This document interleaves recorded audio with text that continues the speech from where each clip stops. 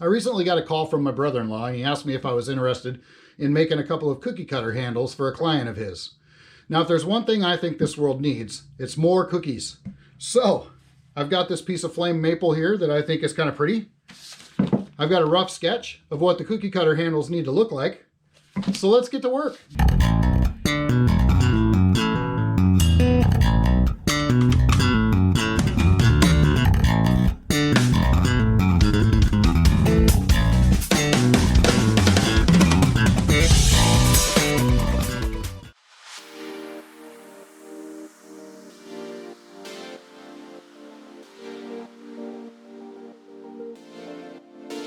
First I start with my favorite tool, the big ol' rough and gouge.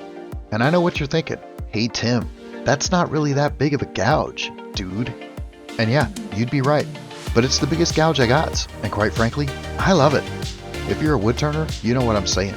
There's something about putting a roughing gouge to a piece of wood and just watching chips fly while you make a somewhat square thing into a somewhat round thing.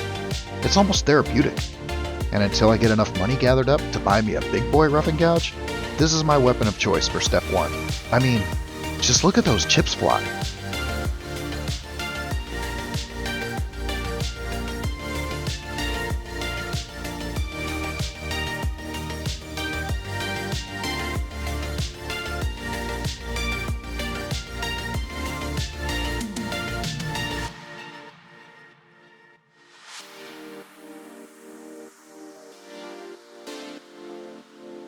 Now we get to the real stuff, and the first thing I like to do is lay out some boundaries. We all need boundaries, right?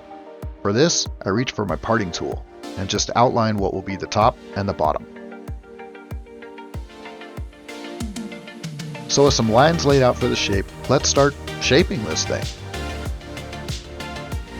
Now that we kind of know what we're working with, it's time for my trusty 5/8 Robert Sorby bowl gouge. And I hear you already typing, bro, this isn't a bowl. Yeah, I know. But the bowl gouge can be used as a spindle gouge. Just don't use the spindle gouge as a bowl gouge. Bad things happen. It's not good. And since I'm a budget guy, I bought this gouge because I knew it could be dual purpose. And quite frankly, I really like this bowl gouge. It's like my most used gouge I own.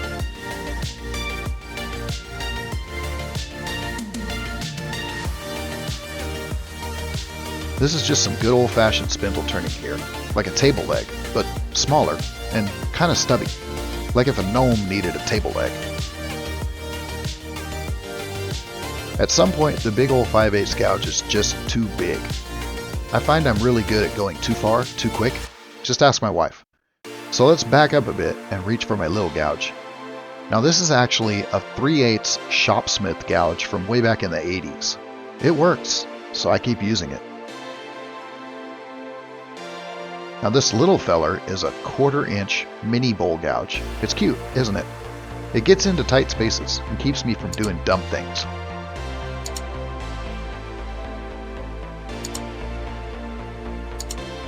Okay, let's drill a hole in the bottom of this thing for a threaded insert.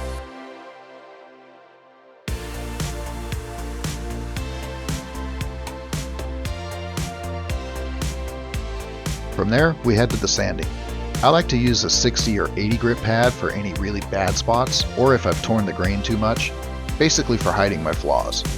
From there, I move to 180, then 240, then 320, and finally 400. I rarely ever go over 400 for wood.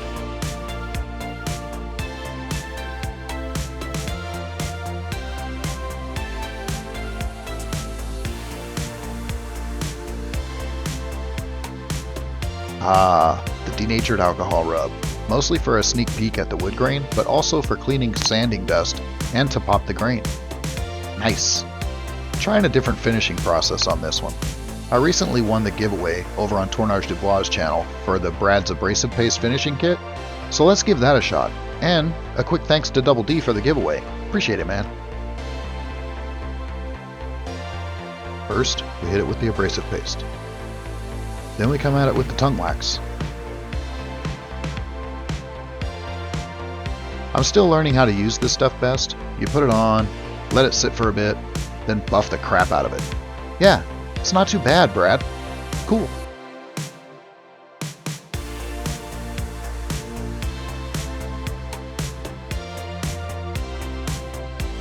Check this out. Here's a shot of me trying to look all YouTube cool using my skew chip. You guys know I hate this thing, right? The devil's can opener, that's what it is. I am horrible with this tool, but I'm trying to be a better version of me. So here's me parting it off with that most dreaded tool in my arsenal. Look at that. There we go. 2 cookie cutter handles. Pretty happy with how these came out. I think that flame maple looks great. Finished these with Brad's abrasive paste and his tongue wax finish, and I think they look pretty good. Got a 1/4 threaded insert in there so that they can bolt them to their cookie cutters and then just hold them like that, mash them down. I am proud to help bring the world more cookies. If you guys enjoyed this video, give it a thumbs up, share it with all your friends. We'll see you guys in the next one.